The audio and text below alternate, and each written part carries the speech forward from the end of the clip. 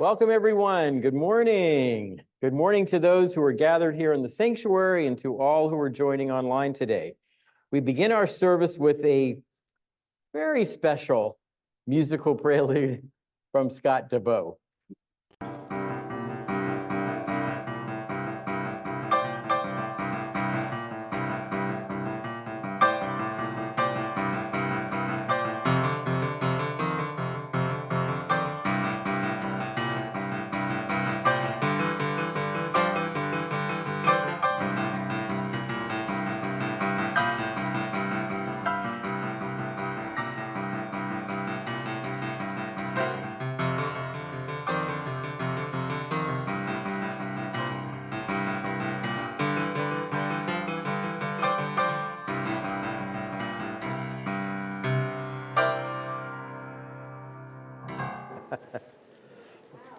Yay. Are you all picking up on what the theme of today's service is? Welcome, friends, to the Unitarian Universalist Congregation of Charlottesville. My name is Reverend Tim Temerson. Pronouns are he and him, and I'm pleased to be weaving worship this morning with the wonderful Reverend Leah Durling-Jones, music director Scott DeVoe, and our soloist today, Georgina Todd. The sanctuary was built over 70 years ago on the homeland of the Monacan people and was once cared for by enslaved people from Africa and their descendants. We honor all who have dwelt here and all in our congregation whose lives led to this moment of our gathering.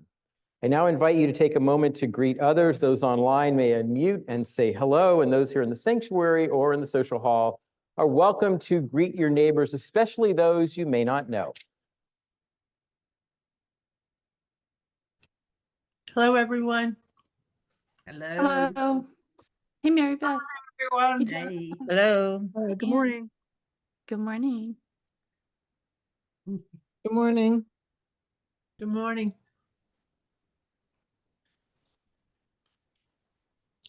Good morning, people.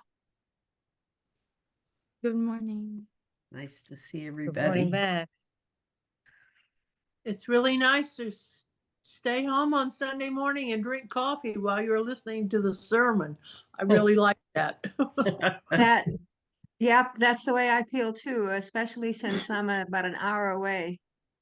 Yeah, me too. I'm an hour away. So, We're about 4 hours away. Are you in Nelson? No, we're in Eastern Shore, Virginia. Ah, Oh, wow. We offer a special welcome to newcomers and invite you to join us for fellowship after the service in the social hall. Please it's okay. It's all right. It's all good. We want this church to have energy. That's all right. Please feel free to use one of our red coffee mugs, which are for newcomers. And please stop by the connection table near the monitor in the social hall. Seating is also available in the social hall where there's a live stream of the service. Everyone is welcome in the sanctuary, but if you need a roomier space, the social hall is a good option. Many thanks to all the folks helping us share worship, both here and online, our greeters, ushers, hospitality and logistics team, and special thanks to the wonderful Rachel Buckland, who's a little under the weather today, but is toughing it out up there in the AV booth. Thank you so much, Rachel. And now we have greetings from our board member, Kay Frazier. It's on. Good morning. Isn't it a beautiful day? So I'm Kay Frazier. I'm the treasurer for our congregation and serve on the board of trustees. So our service is about Mr. Rogers and the legacy and the messages that he gave us in his lifetime. But I missed out on Mr. Rogers. When he came on TV, I was in my beginning of being a very unruly teenager. So Mr. Rogers was not on my radar at all. So I really wasn't aware of Mr. Rogers until I became kind of a young adult, because he was such an icon in our culture and our society. How could you miss him? I wish that I had heard his messages earlier in life, because I think that I would have learned earlier in life that love and welcome are verbs. It's so easy for us to say, we love you. We welcome you. What does that really, really mean?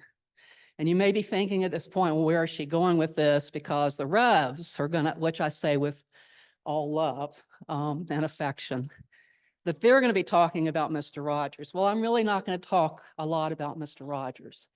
Really late in the summer, the board met for a retreat.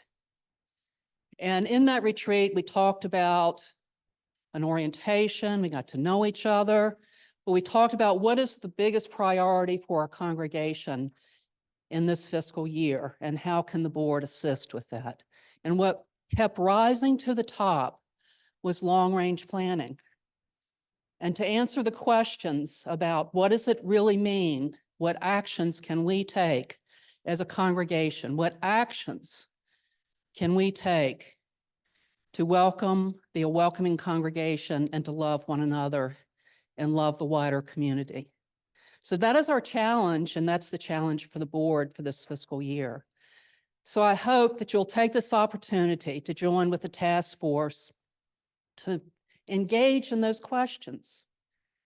And let's turn action into love. Participate in the conversations on Zoom. There'll be many, many, many opportunities. There's more this afternoon after the service. So I hope that you will work with the task force and the board for us to really be that congregation that we want to be. Thank you, and thank you for being here today. Beautiful. Thank you.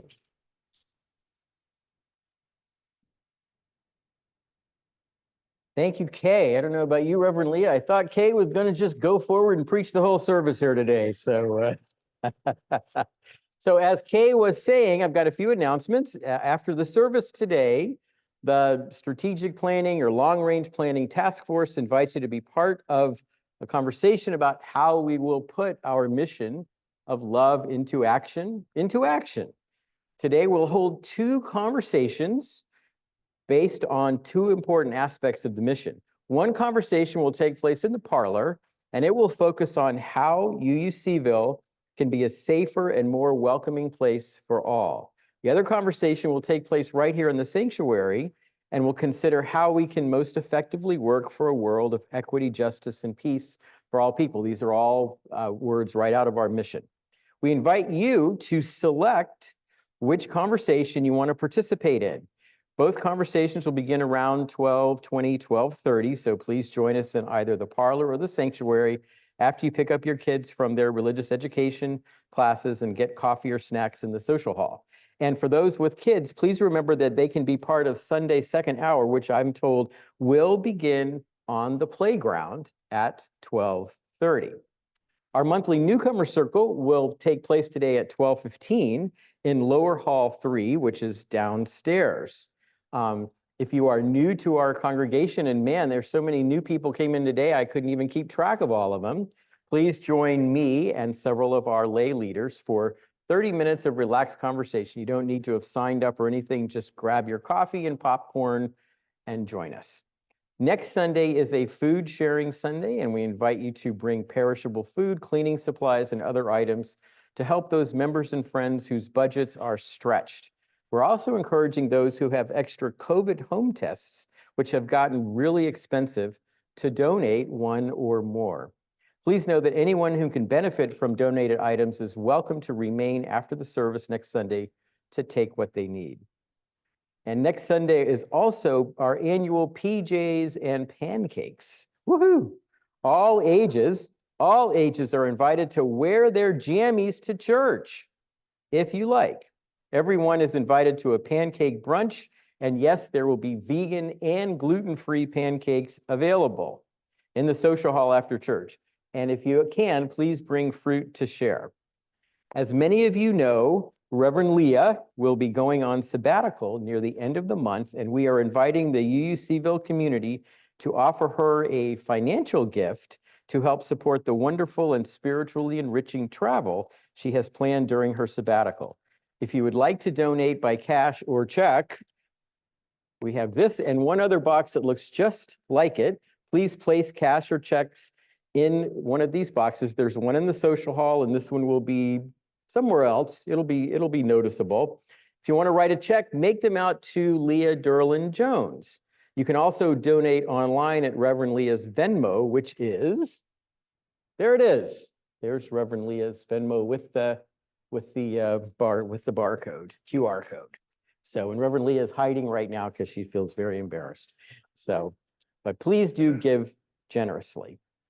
And of course, don't forget, in 2 Sundays from today, in 2 weeks, we will have a special service and celebration to send Reverend Leah on her way for 6 months of rest and renewal. So don't miss it. And please join us for coffee and conversation after the service in the social hall. So our call to worship this morning is adapted from words from guess who? Mr. Rogers. When I was a boy and I would see scary things in the news, my mother would say, look for the helpers. You will always find people who are helping. Even today, whenever there is something serious happening, like a big storm or maybe even a war, I always remember my mother's words, and I feel a little better because I know that even though something bad has happened, there are still so many helpers and so many caring people in this world. Come, let us worship together. I'd like to invite Deborah and Greg Early to come forward and light the flame of our chalice this morning as we join together in our unison chalice lighting words. We gather this hour as people of faith with joys and sorrows, gifts and needs. We light this beacon of hope, sign of our quest for truth and meaning in celebration of the life we share together. And now with our hand motions, we put our hand out flat like the matchbook and our finger is the match. We light this chalice to celebrate Unitarian Universalism. This is a church of open minds. This is a church of helping hands. This is a church of loving hearts. So we have a special opening song this morning. I hope some of you will recognize it and that maybe some of you have sung it before. I invite all of us to stand in and rise in body or spirit and have fun with this joyful opening to our service.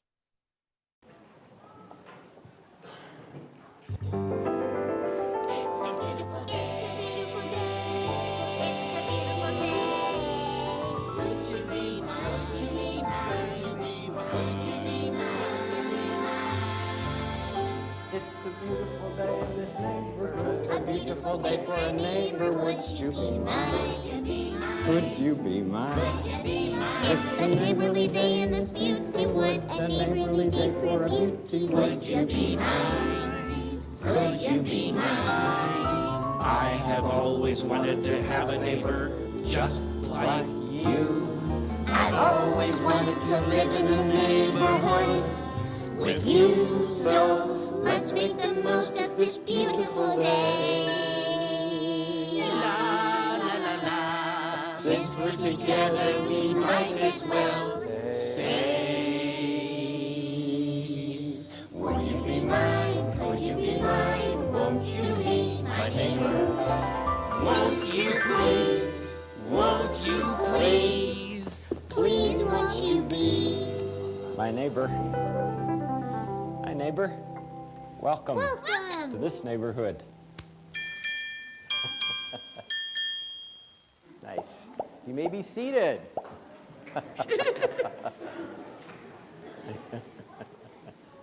I'd like to invite all the children in the sanctuary, those young and young at heart, come join us up here on the red carpet. Oh, yeah. Come on up. You don't have to be a young person to come up and be on the red Yeah, rug this morning. you only need to be a neighbor. Yeah, Come on up. down, neighbors. Come on, all ages up here on the red rug with us. Come on, Come on forward. Come Make on, space for all neighbors. your friends. come on down. Yeah. So what did you think of our opening song this morning? Did you like it? Did you like it? Yeah, yeah. Did you recognize any of the characters in the video? Yeah, Who'd you see? yeah. Who did you see? Daniel Tiger. Yeah. Yes. Daniel Tiger's your favorite? Nice. Yeah. Who else did you see? Mr. Rogers. That's right. That's right. Well, today in our service, we are celebrating the life and the work and the legacy of Mr. Rogers. And I have always really liked Mr. Rogers. He was really special to me, especially when I was the age of some of you all. I was about this old. Do you recognize me? Now, don't let Elizabeth tell you that this was the picture that came with my resume when I applied for the job. I was in kindergarten in this picture. I know, I was in kindergarten. Isn't that amazing? You're in kindergarten right now. Yeah, yeah. Well, We are basing our story for everyone this morning on a book you can get from the library called Fred's Big Feelings, The Life and Legacy of Mr. Rogers, written by Laura Renaud and illustrated by Bridget Farragher. The book starts with a drawing of the stage where Mr. Rogers filmed his TV show, Mr. Rogers' Neighborhood. so when you all look at this picture, you can see a silhouette of the TV camera, and you can see the door that he used to come into the room. And you might notice a closet full of his cardigan sweaters. Did you know his mother knitted each one? There is a bench where he changes into his comfy blue shoes, and the trolley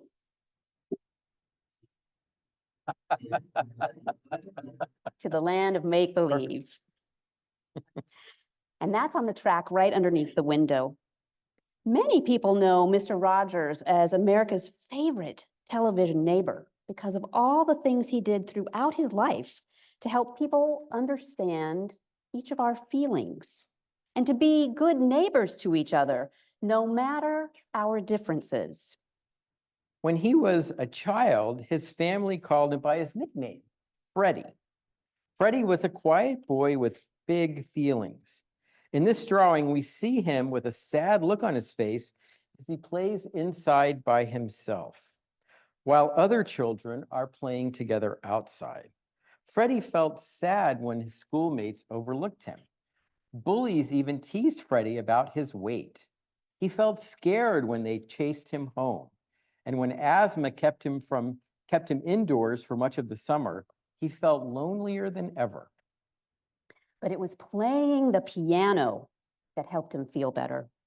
His feelings would flow through his fingertips, and he was able to let his worries fade and his sadness be soothed and his anger calmed.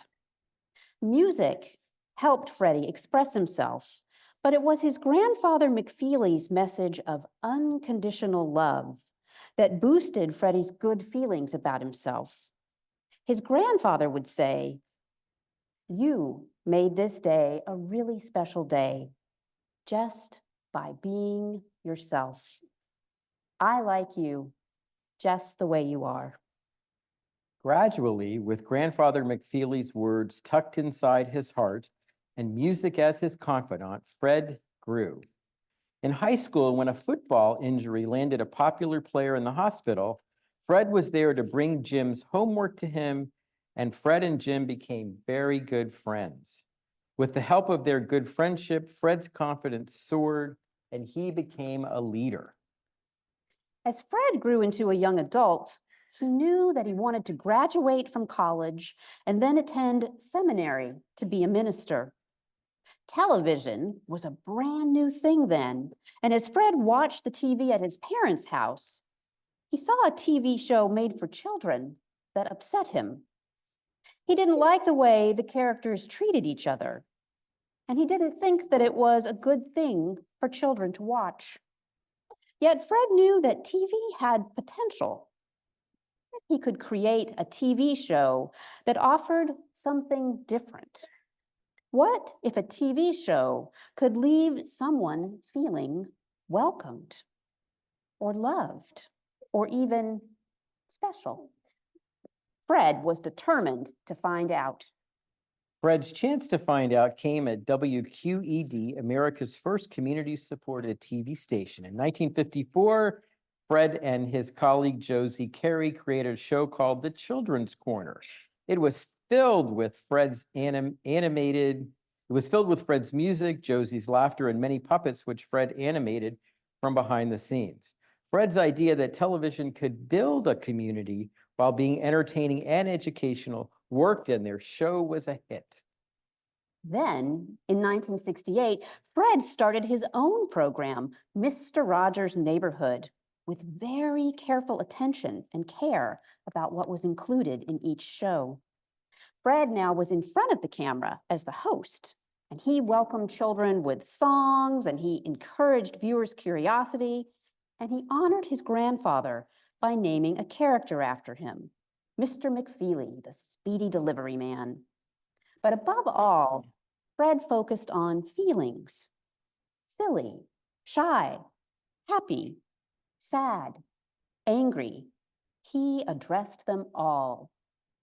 He showed how it feels to be playful. He shared his sadness when one of his goldfish died.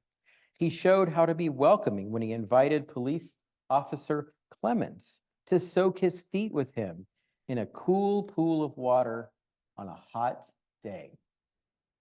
Mr. Rogers feels joyful and shares his joy.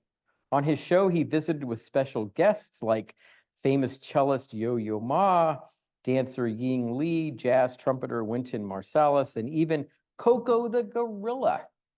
And then we would hear the sound of the trolley taking us to the land of make-believe. And in the land of make-believe, we were introduced to Daniel Tiger, King Friday and Queen Sarah, Lady Aberlin and Handyman Negri, Henrietta Pussycat and X the Owl and Lady Elaine Fairchild, and all the other residents. These characters, created and often voiced by Mr. Rogers, worked and played and helped us understand how to feel our feelings and how to be nice to ourselves and to treat others with kindness and compassion. All over the country, viewers were watching Mr. Rogers' Neighborhood and appreciating his steady, caring presence. But in 1969, the US government said it was going to cut the funding for public television and for Mr. Rogers' show. So Fred stepped up and they sent Mr. Rogers' Neighborhood and went to Capitol Hill to testify before Congress and to let his feelings about this be known. In this drawing, we see him rushing to the Capitol with a heart in his pocket. In front of a Senate committee, Fred testified about the important work of childhood, learning how to express our emotions constructively. Even though Fred felt mad about the funding cut, he didn't shout or blame or raise his voice. Instead, he recited a song that he had written for his show called "What Do You Do with the Mad That You Feel?" The song encourages us to draw on our inner strengths to communicate anger in healthy ways. A hush fell over the room during Fred's quiet, passionate testimony. The very tough committee chairperson, Senator Pastore, even got goosebumps, and he told Mr. Rogers, "You have the money." By sharing his feelings, Fred Rogers secured the funding for public broadcasting, and the Mr. Rogers Show would be on the air for many years to come. In nearly 900 episodes from 1968 to 2001, Mr. Rogers' TV show taught about caring for others, about compassion, and about respect. His message was clear. It is normal to have feelings. It is good to talk about feelings. It is important to share feelings. And the best part, everyone expresses their feelings in their own special way. Mr. Rogers always ended his show by feeding his fish, by changing out his blue comfy shoes back into his regular shoes, by taking off his cardigan sweater and hanging it in the closet and putting his suit jacket back on.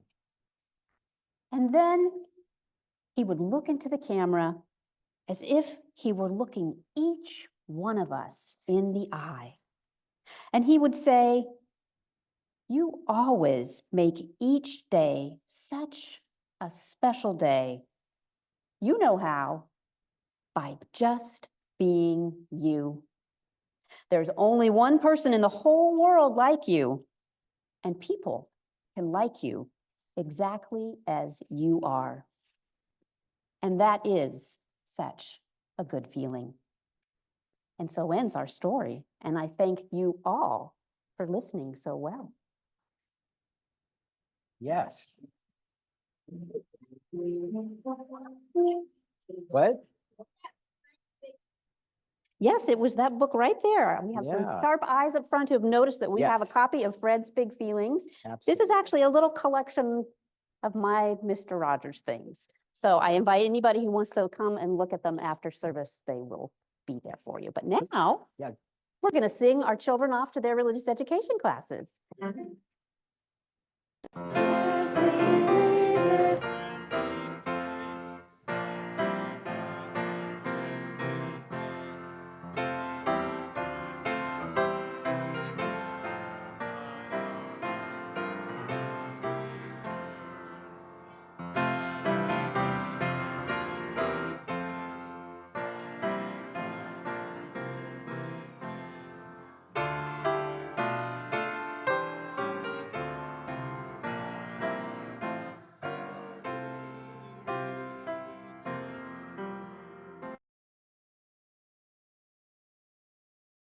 Friends, at this time, I'm sure many of you are aware that a beloved member of our congregation, Jean Shepherd, passed away just a couple of days ago. And one of Jean's requests that she expressed to her very close friend, Amy Wissikirk, was asking if we could, on a Sunday morning, just light a candle in her memory. So I'd like to invite Amy to come forward.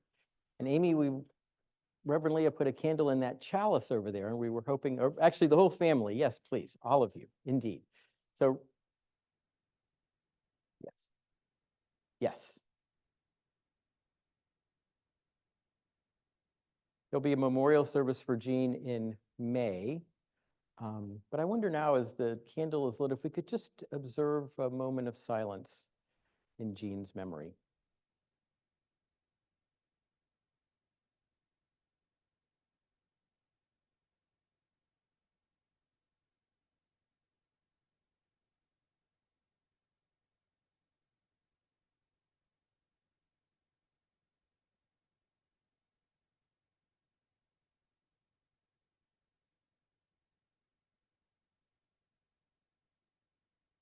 Amen.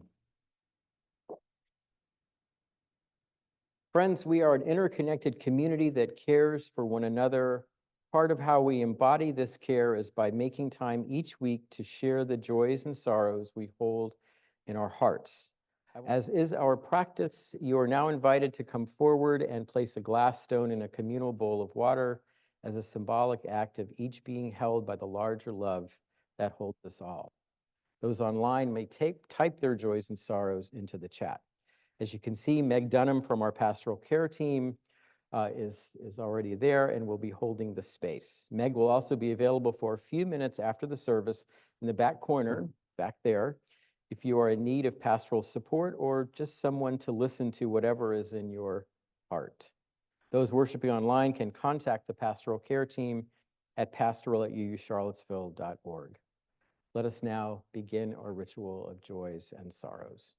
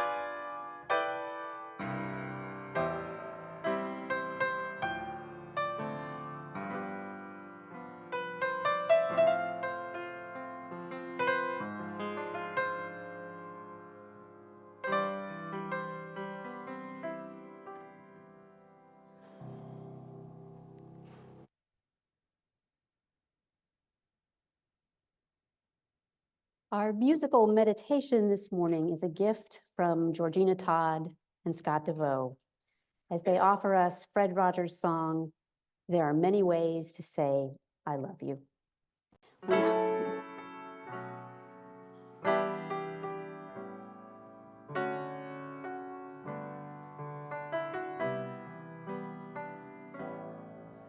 There are many ways to say I love you. There are many ways to say I care about you. Many ways, many ways, many ways to say I love you. There are many ways to say I love you. Just by being there when someone's feeling sad and lonely. Being there, being there, being there to say I love you. Cleaning up your room can say I love you. Hanging up your coat before you're asked to do it.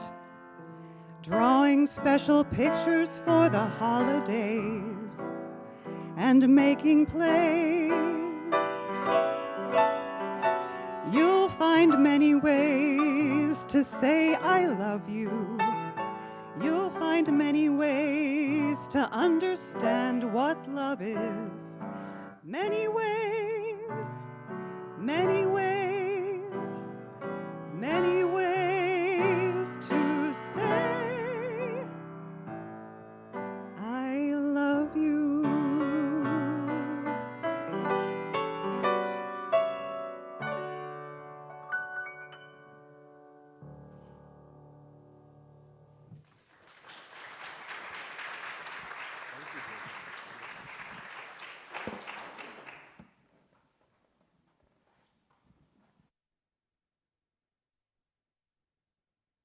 Thank you, Georgina. That was absolutely beautiful. This community offers its love and support to what is closest to our hearts, and another way we show our care for one another is in sharing our financial gifts with our community and our congregation. Our social action collection for the month of February, which we're kicking off today, is for impact. And I'd now like to invite the fabulous Kelsey Cowger to come forward and tell us about impact. Hi, friends. Forgive my notes. I'm trying to stay on time. My name is Kelsey Cowger. I am a Mr. Rogers super fan and the parent of a Daniel Tiger enthusiast. But I'm here today in my capacity as the team lead of Impact here at UU Charlottesville, and also the president of the entire organization. Thanks. Just to talk a little bit about the work that Impact does and to encourage you to support that work. If you don't know Impact, we are one of the most long-standing social justice organizations at UU CVille, founded by Greta Dersheimer. We were a founding member of this project. And yeah, please clap for Greta. And along with our partner organization, RISC in Richmond, we are the largest interfaith organization in the entire state of Virginia. What we do in Impact is we take stories that get lifted up within our congregations and we hold local leaders accountable for getting those things fixed. I will say diversity is Impact's strength. We work with absolutely every faith tradition in Charlottesville, Christian, Jewish, Muslim, the meditation community, the Quakers, just across the board, we work with them. And in times that are so fractured and fragmented, it is a chance for people who don't agree with each other theologically and who might not agree with each other much politically to come together and work for the things where there is commonality, which in many cases is the religious call to do justice in the world. We get a lot done at Impact. If you drive by Kindlewood, which is the new beautiful reimagining of Friendship Court that exists because of the work we did on the Affordable Housing Trust Fund in Charlottesville. Women who are dealing with addiction are able to enter residential treatment with their children in Charlottesville because of work we did. Our undocumented neighbors are no longer getting courtesy calls to ICE when they're pulled over for things like traffic stops because of work we did. And we really, because we're a large group, we can tackle problems that we can't do within our congregation. Big systemic problems like housing, like transit, the things that affect all of us in the community. We run on a very austere budget. As the president, I can tell you that. Most of what the money that we collect in these kinds of things for impact goes to, we have 3 fabulous young idealistic organizers, and most of our budget goes to pay their salaries and to give them health insurance so they can live modestly and with dignity in our community and work 1 million hours a day to try to make change. So I wanted to encourage you to give generously during this month to support that work. This is the major way that we fund our budget and pay for our organizers. I also wanted to encourage you, I know this is a very busy day in the church calendar, but we have our Impact Network meeting. If you are an Impact Network member or you're interested in the work we do, right after church, downstairs in basement room 2, this is when we pick names of people to contact for the Nehemiah Action, our biggest thing that we do every year at Impact and probably the most important thing that we do. We will try to be efficient and make sure that you can get to as many things as possible, but this is how we're going to get everybody in our church to turn out to the Nehemiah Action on March 18th. So please, please, please, if you can, come to that meeting, pick some names, talk to your fellow congregants, and again, thank you for your generosity. Thanks. Thank you, Kelsey. Thank you. Rachel, will you show us the social action slide for giving for those who would like to make a donation right now? In addition to giving online, if you would like to give today by cash or check, please use the social action collection envelopes here in the sanctuary. This should be scattered about the pews, and place your offering in the collection plate. Along with our social action collection, each week, of course, we invite everyone into the spiritual practice of generosity by giving to the ministry of our congregation. Through your pledges and with the weekly Sunday morning offering, together our financial gifts and support sustain us. This is our shared ministry. During the music that follows, you may choose to make your Sunday morning offering to UCville by using the text address or going to our website. Here in the sanctuary, you may place cash or checks directly into the collection plates as they are passed. Now this morning, because it's a special day, the ushers will also be passing around baskets containing quotes from Fred Rogers. You're invited to take a quote from the basket and imagine that Mr. Rogers is leaning over and whispering the words on the paper you select directly into your ear. If you want a different quote or more than one quote, feel free to select another one after the service.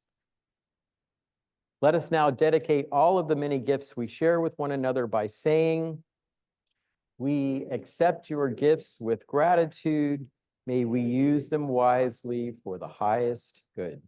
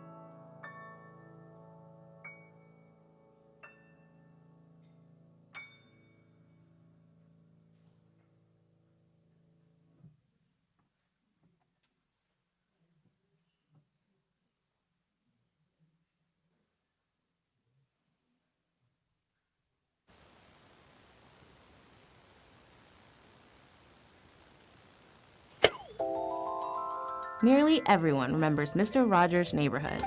It's a beautiful day in this But not everyone knows that this cardigan-clad king of children's TV, Fred Rogers, was actually a pioneer who challenged racial stereotypes in media. Enter Francois Clemens. Francois Scarborough Clemens. And his role as Officer Clemens made him one of the first recurring Black characters on a children's TV show.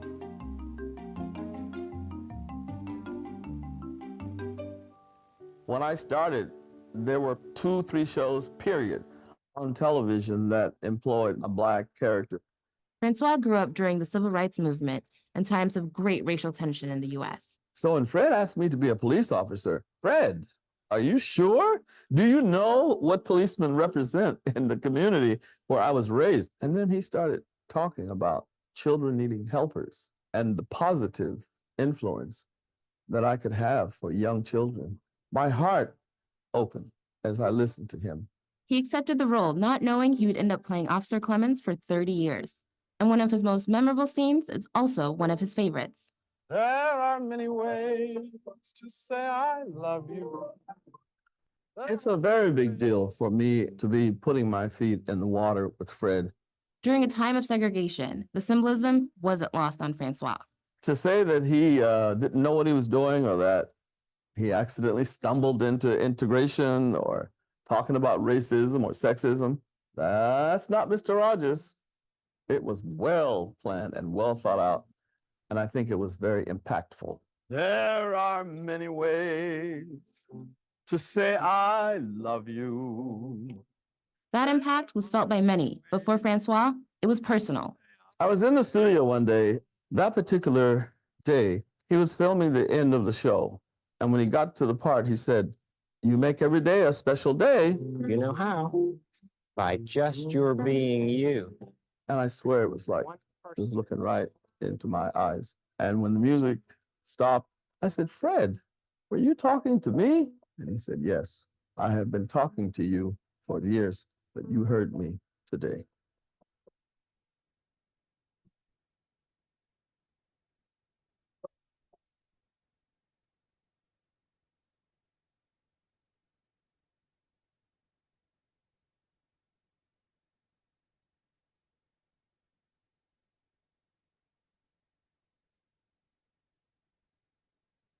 Deep within us, says Fred Rogers, no matter who we are, there lives a feeling of wanting to be the kind of person that others like to be with. And the greatest thing that we can do is to let people know that they are loved and capable of loving. The video that we all just watched together of Francois Clemens is a testimony to how Mr. Rogers put his words, his love into action. I have loved Mr. Rogers for as long as I can remember. I grew up with him. I watched him on TV and I soaked up his loving, caring, nurturing ways. The stories and the songs and the people in his neighborhood and in the land of make-believe were beloved to me too. I think what I treasured the most about what Mr. Rogers did was that it made me feel like we were in the same room together, even though we weren't. The quality of presence, even through a TV screen, felt so real and genuine. Somehow, he created the sensation that he was speaking directly to me and including me in all of his activities. And other children and viewers have shared that this was their experience too. Maybe it was your experience or your children's experience. This sense of individual connection and presence was his intention. He wanted us to feel included. He wanted us to feel safe. He wanted us to feel special to someone, to feel loved for who we are. These are things that all humans need, no matter our age. In the chaos of my childhood, Mr. Rogers was a calm, consistent presence who helped me understand my feelings and gave me permission to feel them, all of them. As a little person, I had at least 3 Mr. Rogers record albums, and I played them over and over on my little plastic record player in my bedroom until they wore out. I am sure that my older sister was glad that we didn't share a room because she didn't have to hear it constantly. I liked his songs about trees and singing along with, "You are my friend, you are special. You are my friend, you're special to me." And the one about how to cope with angry feelings. What do you do when you feel so mad? You feel so mad you could bite. And the whole wide world seems oh so wrong, and nothing you do seems very right. Questions and validation from these lyrics that were so helpful to me as a young person, and yet still so relevant today for children and for grown-ups alike. One of the album covers had a reflective triangle or rectangle on the front so that the person holding the album would see themselves under the title, "Mr. Roger Knows That You Are Special." I love that album cover. Again, a way in which Fred Rogers was intentional about making sure you saw yourself reflected back in his loving words. When Reverend Tim and I discovered our mutual appreciation for Fred Rogers, we were excited about sharing a worship service together, celebrating Mr. Rogers' life and legacy. And as we begin this month's exploration of the ministry theme, the gifts of justice and equity, it is fitting that Mr. Rogers leads the way. With his courage to be gentle and loving, he modeled for many how to overcome prejudice and hate. Mr. Rogers believed in the worth and dignity of others, especially children, and his life's work was to help children and the adults around them develop greater capacities for deep listening, compassion, and inclusion. In his own lifetime, Mr. Rogers continued to grow and further open his own heart and mind to new understandings. He wasn't always on the side of love when it came to LGBTQ visibility, but that changed as he changed. And as Maya Angelou counsels us all, when you know better, you do better. I believe that if Mr. Rogers were still alive today, he would be a strong advocate for transgendered people, especially children and youth. He would still be speaking up about the necessity of honoring and valuing each person's full humanity. It always makes me feel a little sad when people make fun of Mr. Rogers or put him down or call him a goody two-shoes. Some people think that his message is too simplistic or only for young children. I believe otherwise. I think there is deep wisdom in his simple messages, designed with intention to be accessible to us all throughout our lives. I think he had a profound desire to help each of us become the best version of ourselves we can be. And he believed in the importance and the value of children, and his support for children was never superficial or trite. He knew that children who felt loved and nurtured would grow up into loving and nurturing adults. And what a difference this makes to our shared humanity. Fred Rogers lived his faith and his values. The world is a better place because of him. I remain profoundly grateful to him and for my time in his neighborhood. I hope that a little bit of his love, wisdom, and vision for the world lives on in me, and that I can continue to share these shared ideals with future generations, young and old.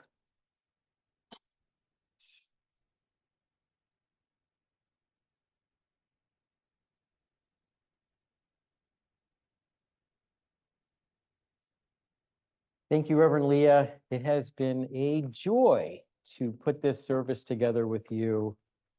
Not surprisingly, I think it's fair to say that the more we've been working on the service, the more Reverend Leah has been energized and lighting up, and it's just been wonderful to watch. And what a collection. I mean, my goodness, that's just wonderful. Now, I have to confess that growing up, I wasn't as much of a Mr. Rogers devotee and didn't watch the show as much as Reverend Leah did. I'm not really sure why I didn't become a regular in the neighborhood. I remember watching the show from time to time, but I really didn't kind of pay attention as closely as I should have to Mr. Rogers until after he passed away in 2003. And I, of course, was a grown-up when the world began to reflect on and take note of his life and his wisdom. As I began to read about and learn more about Mr. Rogers' story, what drew me to him was his unconditional kindness, his gentleness, and yes, his radical and very countercultural message. Think for a moment about what Mr. Rogers taught us every time we joined him in the neighborhood. All children, all people are acceptable, precious, and special just for who they are. Yeah, it sounds simple, but when you think about it, it's radical. How often in our culture, in our religious traditions, and in our various societal groups and institutions, how often do we receive just the opposite message? A message telling us that who we are is not acceptable, that we are not good enough or a disappointment, that we must change into someone or something we're not in order to succeed, in order to be accepted, in order to be loved. And think for a moment about the powerful truth his mom taught young Freddie as a child. Whenever he was scared by something he saw or heard in the news, his mom offered comfort by telling him to always look for the helpers. What an extraordinary, and again, I would say countercultural lesson to learn.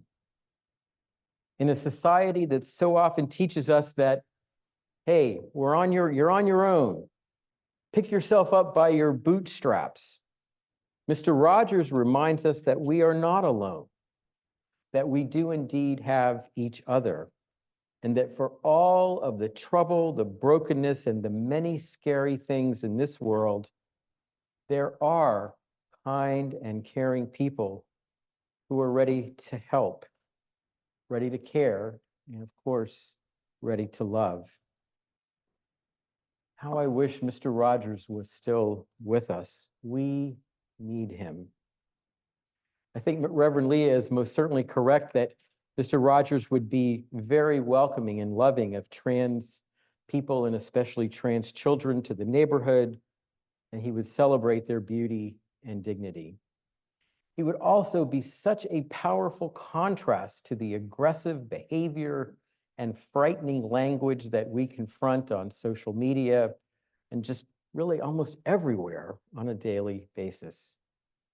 I especially wish Mr. Rogers was here to model something very different, something totally different from the toxic masculinity and white supremacy that is coming from so many corners of society, including and especially, I would add, from religion.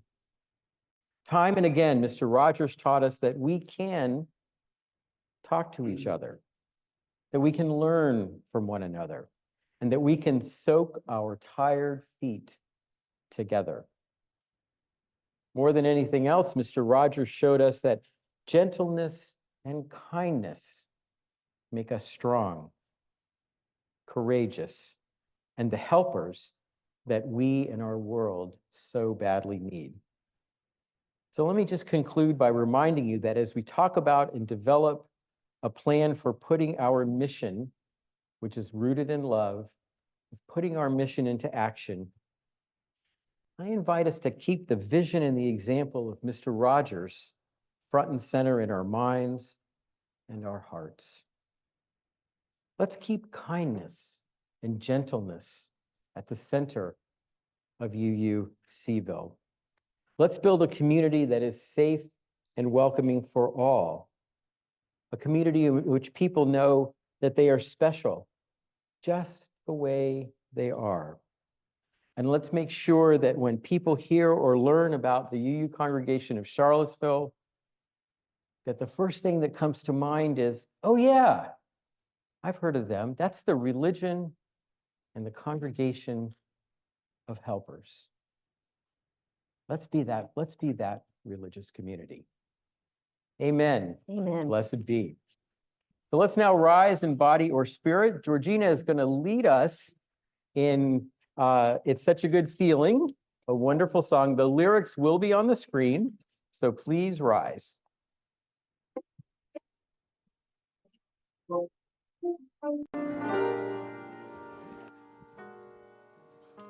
It's such a good feeling to know you're alive. It's such a happy feeling you're growing inside. And when you wake up ready to say, I think I'll make a snappy new day. Snap, snap. Such a good feeling, a very good feeling, the feeling you know you're alive. It's such a good feeling to know you're alive. It's such a happy feeling you're growing. And when you wake up ready to say, I think I'll make a snappy new day. It's such a good feeling, a very good feeling. You know you're feeling, you know that we're friends. Such a good feeling to know you're alive. It's such a happy feeling you're growing inside. And when you wake up ready to say, I think I'll make a snappy new day. It's such a good feeling, a very good feeling, the feeling you know that I'll be back when the day is new. And I'll have more ideas for you. You'll have things you'll want to talk about. I will too.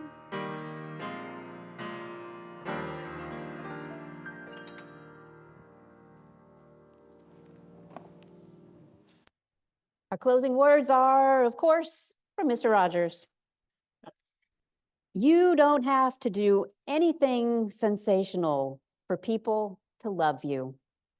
When I say it's you I like, I'm talking about that part of you that knows that life is far more than anything you can ever see or hear or touch. That deep part of you that allows you to stand for those things without which humankind cannot survive. Love that conquers hate, peace that rises triumphant over war, and justice that proves more powerful than greed. So in all that you do in all of your life, I wish you the strength and the grace to make those choices which will allow you and your neighbor to become the best of whoever you are. Amen. Go in peace and in love. Amen.